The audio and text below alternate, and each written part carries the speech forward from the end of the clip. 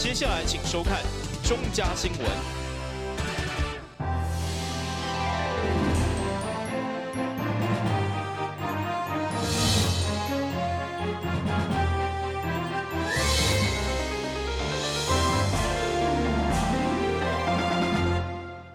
大家好，我是陈碧纯，欢迎收看中嘉台南地方新闻。下面有一连串的新闻报道，带大家做伙来关心。来到一档的6月份，也就是来到学生的毕业季节，这充满青春的诗句，在咧校园内底回响，记录着一寡学生的时光。为着要予一寡毕业学生满满祝福，市长黄伟哲对一透早就开始参加各间学校的毕业典礼。下午伊赶到南宁高中，用短短的时间，希望予学生上介好的祝福。各位同学、各位老师、各位长官，大家午安，大家好。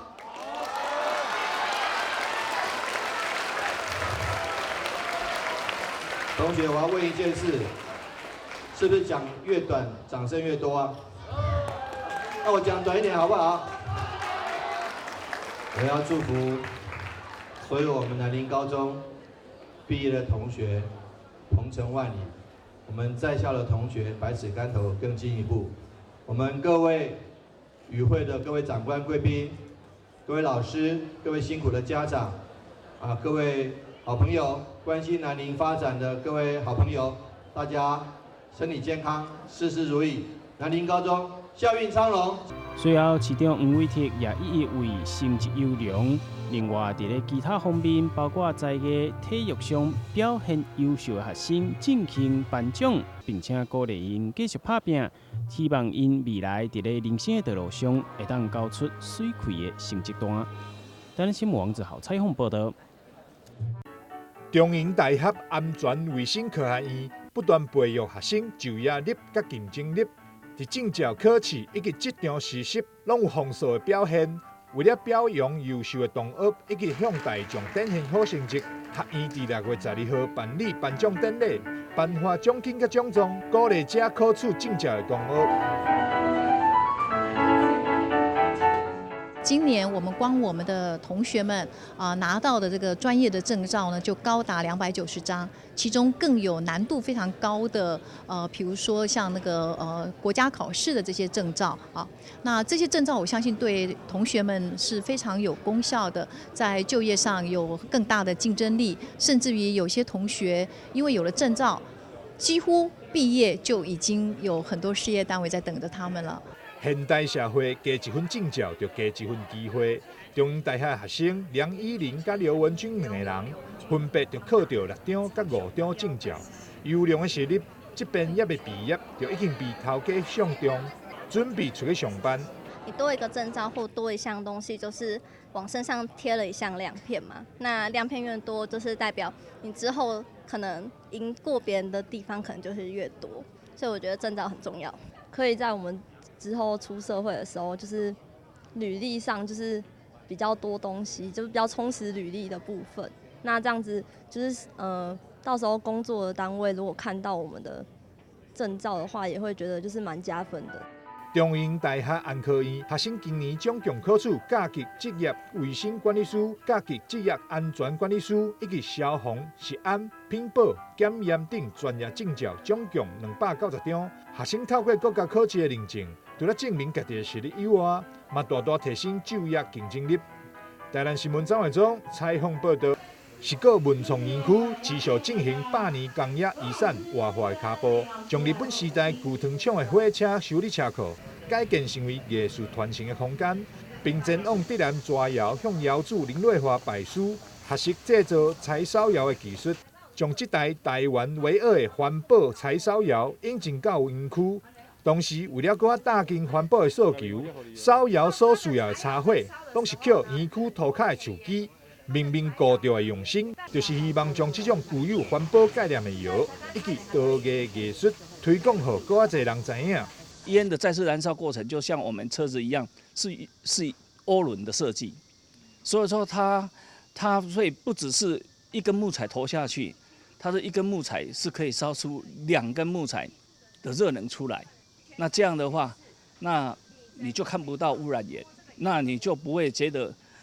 我们把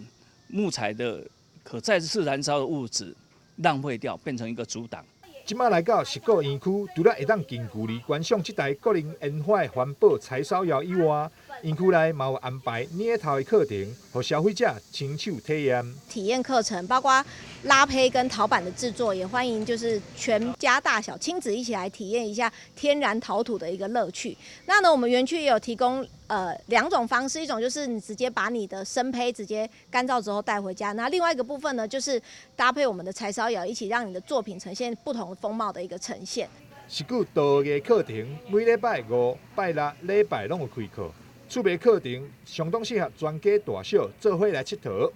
台南新闻张伟忠采访报道。消灭登革热，仔细清扫，立即做。饮水机水盘若有积水，要倒干净。花瓶旧水倒在土壤中，可以避免再次积水养蚊。花瓶底部、盆栽底盘要常常刷洗，避免蚊卵附着。不使用的水桶记得倒质量干净。别忘了食蚊鱼也是消灭孑孓的小帮手哦。防治登革热，清干净、倒干净、刷干净、晾干净，大家一起来。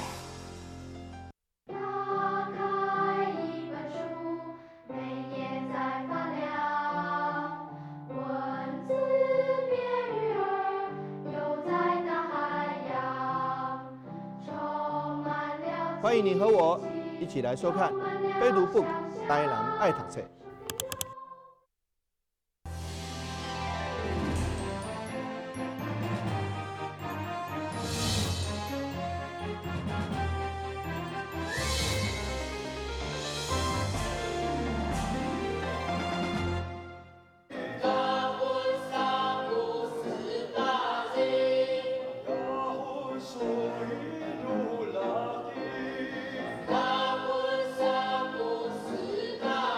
泰雅学堂的学员用因优美的原住民歌声合唱，互现场的贵宾拢听甲有够入迷。泰雅学堂伫个舞台顶展现了原住民的文化，另外艺阵表演、人赛演出嘛呈现出台湾在地传统的宗教特色。透过一寡表演甲活动，也互较侪小朋友了解并且愿意学习台湾的本土文化。台湾的庙会，它的重要代表性，等同于我们所熟知的巴西的嘉年华会。换句话来说，义政就是最具有台湾地方特色的民俗活动，也是台湾最珍贵的无形文化资产。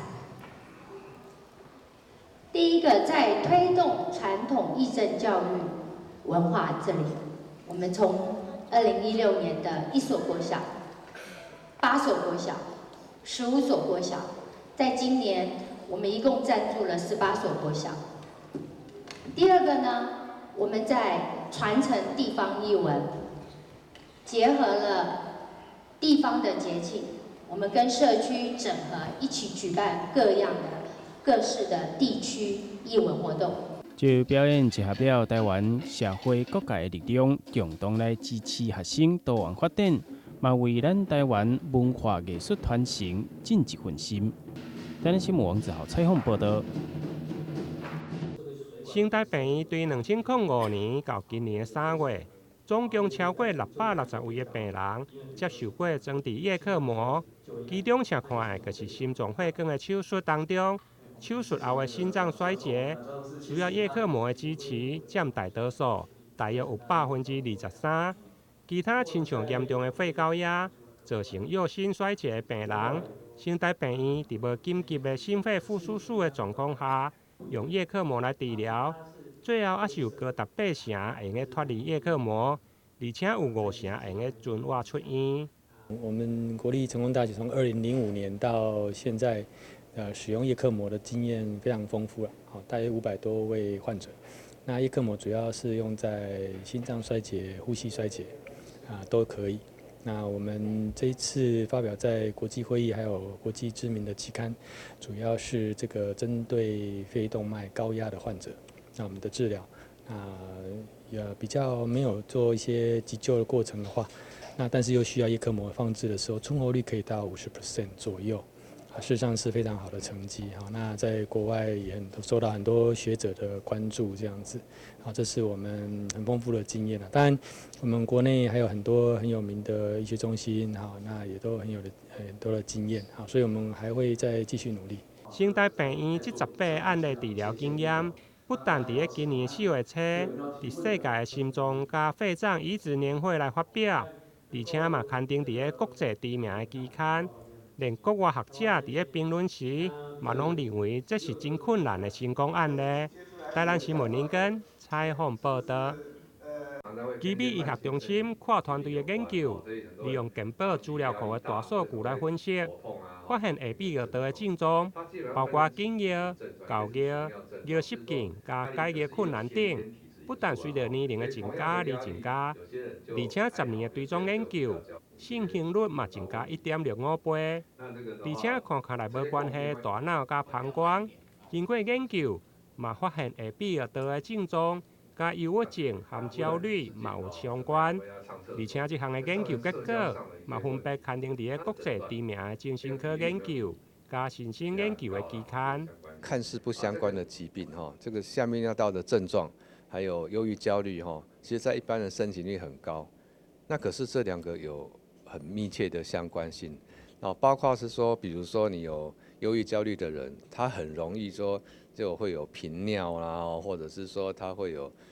这个尿不出来等等这些的症状嘛那反过来讲，很多有这些下泌尿道症状的人，他久了之后也是有产生焦虑、忧郁的问题那可是呢，这个我们之前都没有这种这个流行病学的大规模的这个资料。那我们研究发现，这两个变成有双向的因果关系，意思是说，你有忧郁、焦虑的人产生下泌尿症状的风险大概也是2倍多。那反过来讲，你先有下泌尿症状，后来再产生忧郁、焦虑的风险也都是2倍多。那这样就告诉我们说，这两个疾病其实是有很高的双向的关系，而且有可能是有共同的致病机转。这项发现忧郁加焦虑，确实甲下臂药道的症状存在双向的因果关系以外，到底对一种是因，对一种是果，目前还无详细的基准。只有透过跨科的转介加合并的治疗，才能有更好的治疗效果。台南新闻林根采访报道。感谢你收看中嘉台南地方新闻，我是陈碧纯，咱再会。